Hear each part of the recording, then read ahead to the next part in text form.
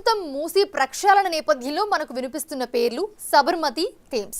ఈ రెండింటిని సీఎం రేవంత్ సహా చాలా మంది ఎగ్జాంపుల్గా చూపిస్తున్నారు. అయితే అక్కడ ఏం చేస్తే ఆ రెండు నదులు బాగుపడ్డాయో ఎవ్వరికీ పెద్దగా తెలియదు. ఇప్పుడు మనం ఆ ప్రయత్నం చేయబోతున్నాం. ఒక దశలో మురికి కూపంగా మారి జీవం కోల్పోయి ఇక ఎందుకు పనికి రాదు అనుకున్న సమయంలో అద్భుతాలు ఎలా జరిగాయో చూద్దాం. ఆ నదులకు రాజయోగం పట్టి మహర్దశ రావడానికి ఎన్నెన్ని సంఘర్షణలు జరిగాయో చూపిస్తాం. పాలకుల గట్టి సంకల్పం ద్వారా సాధ్యమైందో తెలుసుకుందాం. మూసిని ఇప్పుడు బాగు చేద్దాం అనుకుంటే ఎన్ని ఆటంకాలు వస్తున్నాయో అందరూ చూస్తున్నదే. కానీ సబర్మతి, థేమ్స్ నదుల తలరాత ఎలా మారిందో చూస్తే గనక అందరి కళ్ళు తెరుచుకోవడం ఖాయం.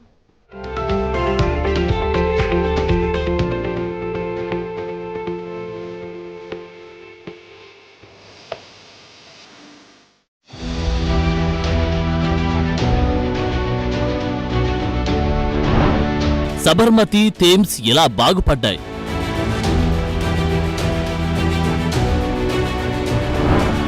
ఎదురైన ఆటంకాలను ఎలా అధిగమించాయి?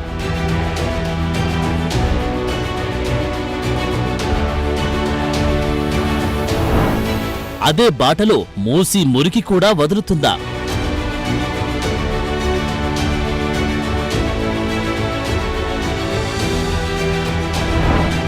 అడ్డుపడే నేతల ముసుగు తొలగించడం ఖాయమా?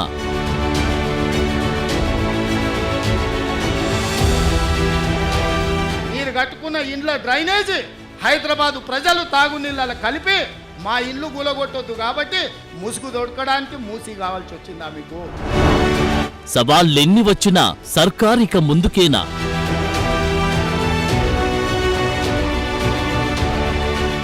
గుజరాత్లో అహ్మదాబాద్లో సబర్మతి రివర్ ఫ్రంట్ నరేంద్ర మోడీ కట్టుకోవచ్చంట, కానీ నరేంద్ర మోడీకి ఊడిగం చేస్తాడంటేనే కానీ మూసీ రివర్ ఫ్రంట్ మాత్రం తెలంగాణలో కట్టొద్దంట.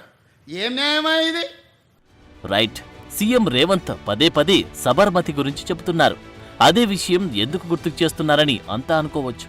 కానీ అది తెలుసుకోవడం అందరి బాధ్యత కూడా. అహ్మదాబాద్ మధ్యగా ప్రవహించే సబర్మతి నది ఒకప్పుడు అచ్చం మన మూసీ నది మాదిరిగానే ఉండేది. మన హైదరాబాద్లో ఎలాగైతే మూసీ మధ్య నుంచి ప్రవహిస్తుందో అలాగే అక్కడ కూడా. కానీ సబర్మతి దశ మాత్రం తిరిగిపోయింది. కాదు, దశ తిప్పేశారు. సంకల్పం గట్టిదైతే పని జరుగుతుంది అని మోడీ అనుకున్నారు. సబర్మతిని అందమైన నదిగా మార్చేశారు. మన దగ్గర కూడా మూసీ నది దశ మార్చాలని సీఎం రేవంత్ రెడ్డి గట్టి పట్టుదలతో ఉన్నారు. నదితో పని ఏముంది, ఏం వస్తుంది అనుకోవద్దు. జలవనరుల చుట్టూనే నాగరికత ఉంటుంది. పల్లెలైనా, పట్టణాలైనా, నగరాలైనా ఏదో ఒక నది, చెరువు ఆదరువుగా ఏర్పడ్డవే, విస్తరించినవే. వీటిని, పర్యావరణాన్ని వేరు చేసి చూడలేం. అందుకే అంత ప్రాధాన్యం. ఇదే అందరూ అర్థం చేసుకోవాల్సిన విషయం.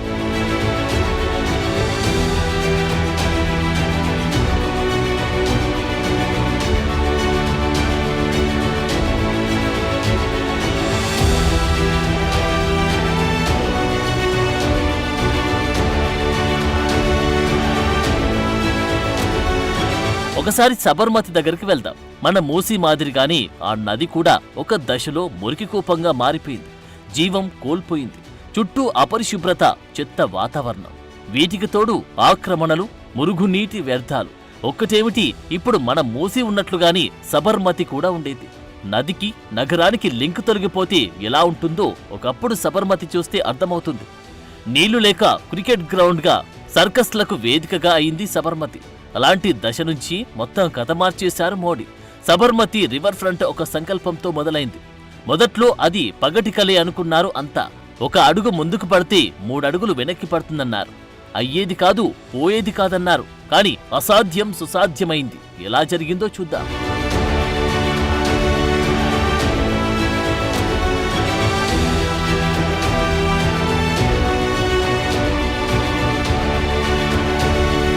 సబర్మతి రివర్ ఫ్రంట్ కథ 1990ల నాటిది. 1997లో Ahmedabad municipal corporation Sabarmati river front development corporation లిమిటెడ్ను ఏర్పాటు చేసింది. 2001లో నరేంద్ర మోదీ గుజరాత్ ముఖ్యమంత్రిగా తొలిసారి బాధ్యతలు చేపట్టినప్పటి నుంచి సబర్మతి రివర్ ఫ్రంట్ అభివృద్ధికి అత్యంత ప్రాధాన్యత ఇవ్వాలని నిర్ణయించుకున్నారు. ప్రపంచంలోనే అత్యంత వినూత్నమైన పట్టణ ప్రణాళిక ప్రాజెక్టుగా దీన్ని రూపొందించాలని ఆయన కలలు కన్నారు. అయితే అనుకున్న వెంటనే ఇంత పెద్ద పని ఏదీ జరగదు కదా, అందరినీ ఒప్పించాలి, మెప్పించాలి, తరలించాలి, ఎంతో సంఘర్షణ, ఇవన్నీ జరిగాయి. 2005 వరకు ఇవే గొడవలు, సమస్యలు. కానీ 2005లో మాత్రం నిర్మాణాలు మొదలయ్యాయి. ఆక్రమణల తొలగింపు మొదలు చేసిన పనులతో 2012 నాటికి సబర్మతికి ఒక రూపు వచ్చింది. వాటర్ ఫ్రంట్ సహా బ్యూటిఫికేషన్, గ్రీనరీ, చుట్టూ పార్కులు ఏర్పాటు చేశారు, ప్రజలకు అందుబాటులోకి తెచ్చారు. 2012లోని ఇంటర్నేషనల్ కైట్ ఫెస్టివల్ సబర్మతి తీరంలోని మోడీ ఆధ్వర్యంలో నిర్వహించడంతో అంతర్జాతీయంగా టూరిజం మ్యాప్లోకి ఈ నది వచ్చింది. మారిన సబర్మతి ఎలా ఉందో బాహ్య ప్రపంచమంతా చూసింది. ఇక సెప్టెంబర్ 17, 2014న చైనా అధ్యక్షుడు జిన్పింగ్ సతీ సమేతంగా సబర్మతి రివర్ ఫ్రంట్ను చూసి అద్భుతమన్నారు.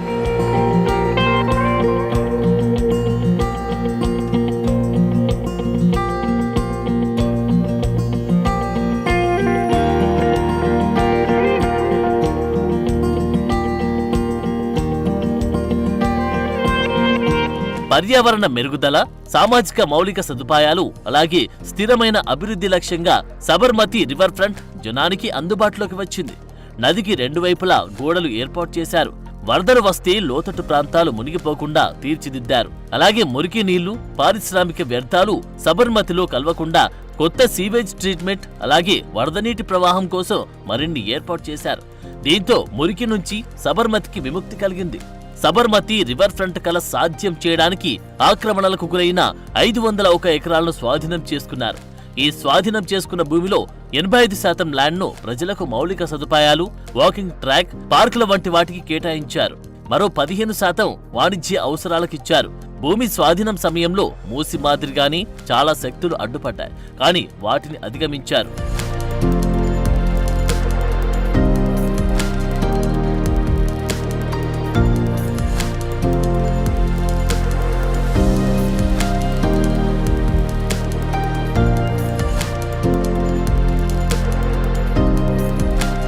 ఆగస్టు 2022లో రివర్ ఫ్రంట్ ను మరింత ఆకర్షణీయంగా మార్చేలా పాదాచారుల కోసం అటల్ బ్రిడ్జిని ప్రారంభించారు. ఈ ఫుట్ఓవర్ బ్రిడ్జ్ తో నది మధ్యలో నిలబడి నీటి ప్రవాహాన్ని చూసేలా తీర్చిదిద్దారు. అలాగే ట్రాఫిక్ ఇబ్బందులు లేకుండా సైక్లిస్టులు కూడా ఈ బ్రిడ్జిని ఉపయోగించుకుంటున్నారు. ఇవే కాదు, సబర్మతి చుట్టూ river front market, laundry campus వంటివి తెచ్చారు. వెండింగ్ ప్లాట్ఫామ్లు ఏర్పాటు చేయించారు. నగరంలో పచ్చదనం పెంచేందుకు SRFD ప్రాజెక్టు ద్వారా 1,00,000 మొక్కలు నాటారు. బ్యారేజ్ కమ్ బ్రిడ్జ్ ప్రణాళికలతో ఎయిర్పోర్ట్ కు అహ్మదాబాద్ లో ఒక చోటు నుంచి మరో చోటికి ఈజీగా వెళ్లేలా తీర్చిదిద్దారు.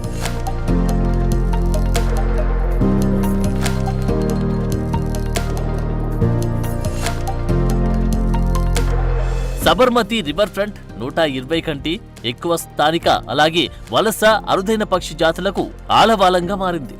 45,000 చెట్లు ఉన్నాయి. 11 కిలోమీటర్ల మేర పాదచారుల కోసమే ప్రత్యేకంగా ఏర్పాటు చేశారు.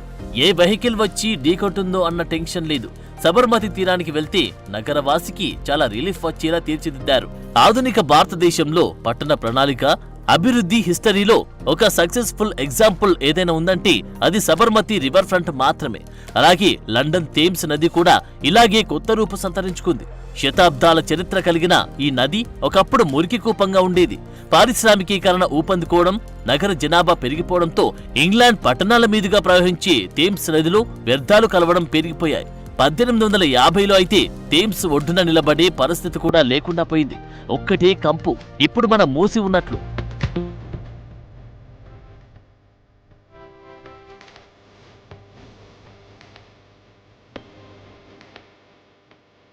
కానీ దాని సంకల్ప బలంతో దాని కథను మార్చేశారు పాలకులు. థేమ్స్ యాక్షన్ ప్లాన్ షురూ చేశారు. లండన్లోకి ఎంట్రీ అవుతున్నప్పుడే వరదల దాటి నుంచి రక్షణ కల్పించేందుకు భారీ థేమ్స్ బ్యారియర్ నిర్మించారు. మన మూసీకి ఉస్మాన్ సాగర్, హిమాయత్ సాగర్ జంట జలాశయాలు ఉండడంతో హైదరాబాద్ కు పెద్దగా వరద ముప్పు లేదు. ఒక సమస్యను గతంలోనే మన వాళ్ళు సాల్వ్ చేశారు మన దగ్గర. థేమ్స్ రెండు వైపులా రిటైనింగ్ వాల్స్ నిర్మించారు. వరద వచ్చినా తట్టుకునేలా తీర్చిదిద్దారు. బ్రిడ్జిలు కట్టారు. పాదచారుల కోసం ఏర్పాట్లు చేశారు. నదిలో బోటింగ్ కూడా ఉంటుంది. థేమ్స్ ప్రవాహం అంతా చుట్టూ చెట్లు, పార్కులతో ఒక రిలీఫ్ సెంటర్ గా ఉంటుంది. సివరేజ్ కోసం ప్రత్యేక నెట్వర్క్ రెడీ చేశారు. మురికి కలవదు. శుద్ధి అయిన నీటిని మొక్కలకు పోసేలా అంతా ఓ పకడ్బందీగా ప్రణాళికబద్ధంగా ఉంటుందక్కడ. సో అటు సబర్మతి, ఇటు థేమ్స్ ఈ 2 ఎగ్జాంపుల్స్ చూశాక, ఆ నదులు ఇప్పుడు కలకలలాడుతున్న దృశ్యాలు చూశాక మూసి మారడమా వద్దా అన్నది హైదరాబాదీలే నిర్ణయించుకోవాలి.